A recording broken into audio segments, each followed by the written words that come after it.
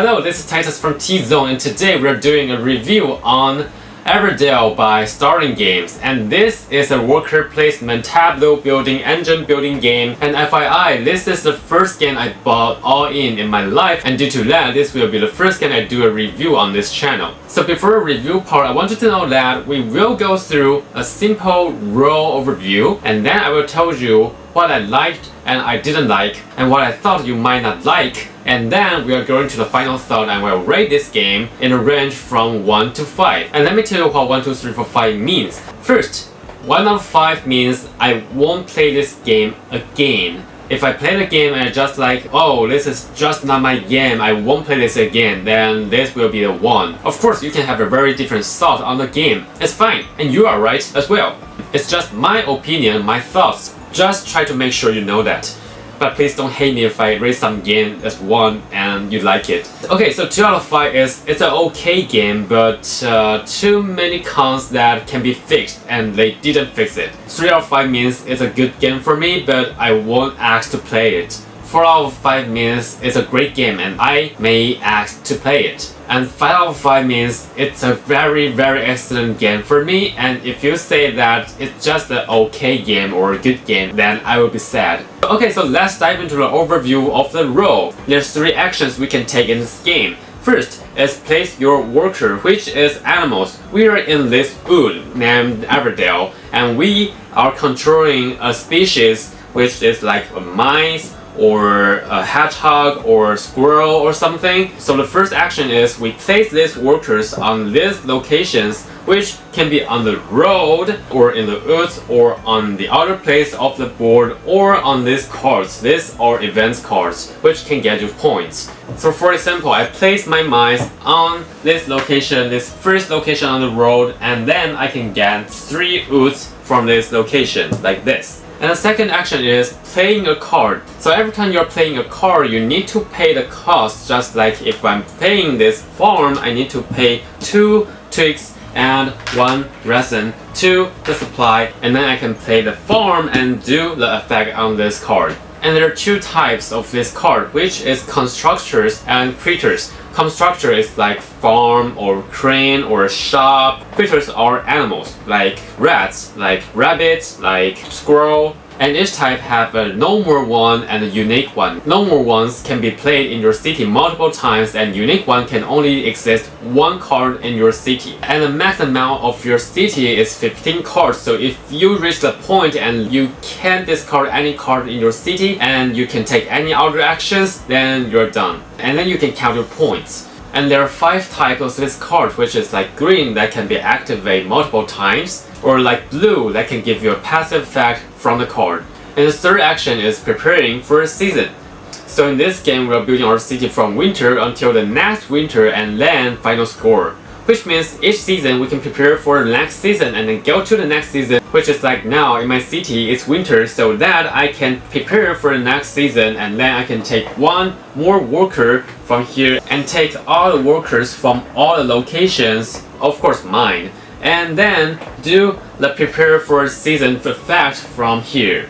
Anyway, that was the role overview on this game. So now let's get into the part of what I liked. So the first point of what I liked is the art and the components. Actually in Taiwan we call Everdell as a visual leader of board games. Of course, because of the art, they are adorable, of course, on the box and on the cards. And each animal looks just right, and they are adorable. They look like they are living in the woods, and they look fitting the career. As well, the components quality is gorgeous, especially about this berry. This berry can be squeezed. So that was the first point what I liked. And the second point is this is very easy to get to the table. And the accessibility of this game is crazy, because the role is simple and clear, because the component, because of the art, everything in Everdell just help this game to be a more accessible game. And this is a light to middleweight strategic game, which means this can be a gateway game for the new player, newcomer in this hobby. And this really happens because sometimes I will really just recommend someone new to here who wants to try some strategy games, play this first as the first game. This is very great gateway game to this hobby. Okay, now let's get into the third point of this part. This is the season changing system is awesome. This action, preparing for a season, actually make this game more strategic. Maybe sometimes I still have one worker left here and I still have some resources to pay for some structures or animal, but still I want to prepare for season first. And why is that? Because when I'm preparing season, I can gain some benefit and I can get my all worker back from these locations. If I am preparing for summer, I can get 2 cards from the meadow, and that is important. If I want some cards and somebody wanted 2, then I might prepare for summer rather than doing other actions. And additionally, I get my all workers back, which means somebody will change the season after me and they will get out from their locations, and then I can get to the location which they just stand there. That can make more benefits sometimes. So I think the action preparing for a season is the most important part of this game, and it adds tons of strategies to this game. And the fourth point is sometimes you can choose to play for fun rather than winning. And this is the biggest part for me as well, because sometimes you can take some fun strategy in this game. For example, the storehouse. Maybe I can build a storehouse in winter and then I go to spring and then I build another one and then I try to store more stuff in those storehouse, and then in autumn I get them all out from the storehouse and then I can get tons of resources and then I can do better in the autumn. So sometimes this might not be the way to win, but this is definitely fun. And you can try the way to win, but of course more for fun. Okay, now let's get to the last point of this part. This is the solo mode is a good practice. So I played this game in solo multiple times and I found that the solo mode actually gave me a good training of thinking this kind of little puzzle. As I was a beginner of board game, the solo mode of this game just gave me the right training of thinking out the process of how to play a strategy game like this. The solo mode has 3 different difficulties, and the most difficult one I challenged it like for 5 times, and that was actually pretty challenging. So I kind of recommend the solo mode if you want to give yourself a challenge or give yourself a training on this game. Now let's get into the part that I didn't like. And the first one is the biggest part, which is there is the easy way to win, which is by the farm. The farm creates a big system in this game, which is with the wife, the husband, the shop, the frog, and the farm system is very strong. If I see someone build a farm in winter, then I'll be like, oh my god, I'm losing this game. Not only because of the system, even with farm and wife and husband, these 3 cards provide you 8 points and tons of resources. So this is really a strong combo and an easy way to win, and I don't like it.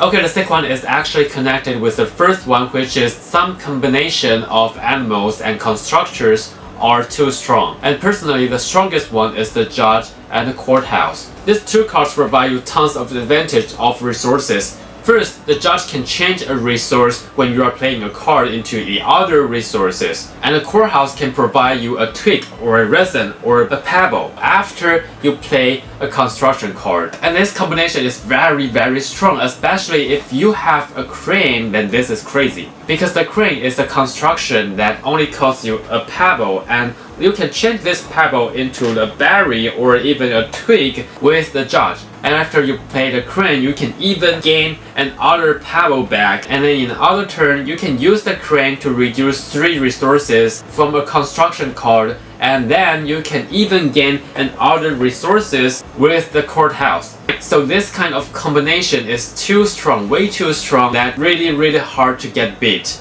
Okay, now the third point I didn't really like is every time you play this, you must use the Pearl Brook expansion.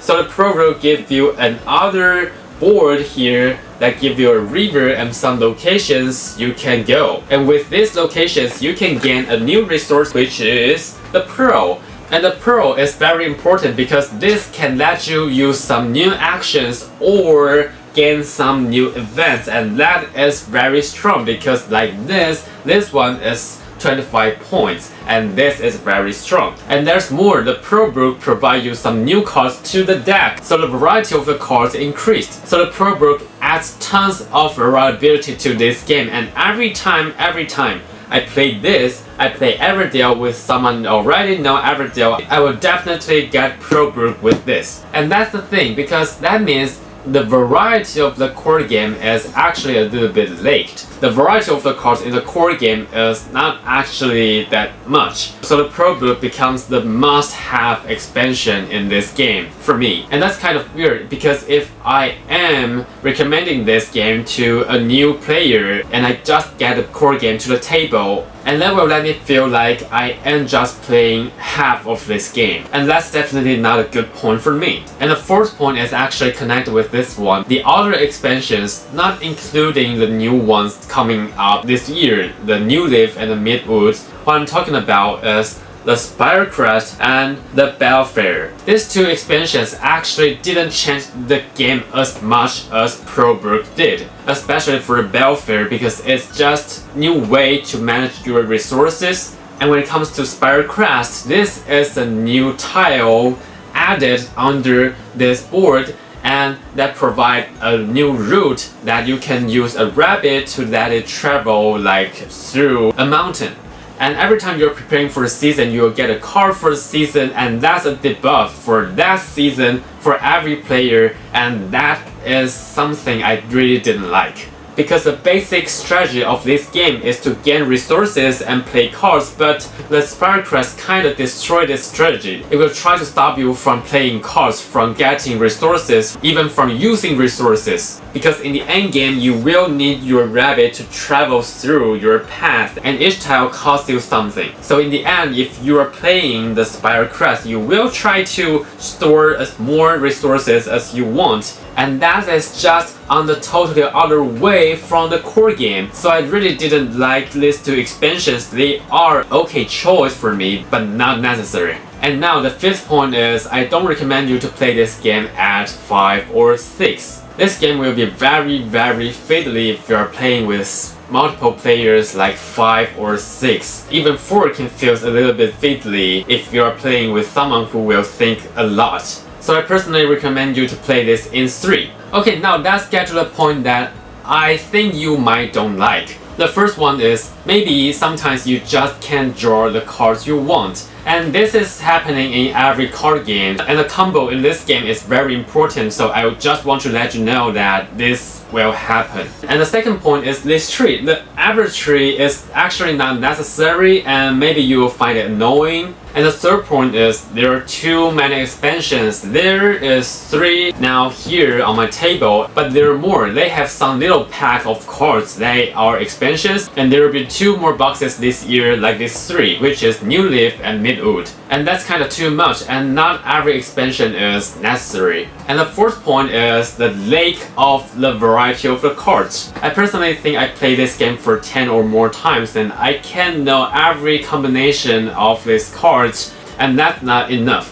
Okay, so now let's get to the final thought. I personally give this game a 4 out of 5. I personally had a lot of fun in this game. I think this is actually a very great gateway game, and this is the most important reason I give this game a 4 out of 5. Because this still happens, someone a new player come and he or she want to try some light to middle strategy game, but he or she have not tried anyone, and this will be the best choice to be the gateway strategy game. And I still think those fun way to play this game out is still enjoyable. And I personally really like the prepare for season action. This may be the best part of this game, of course for me. So again, I still think that there's some cons in this game, but I still think this is the best gateway game for some newcomer in this hobby.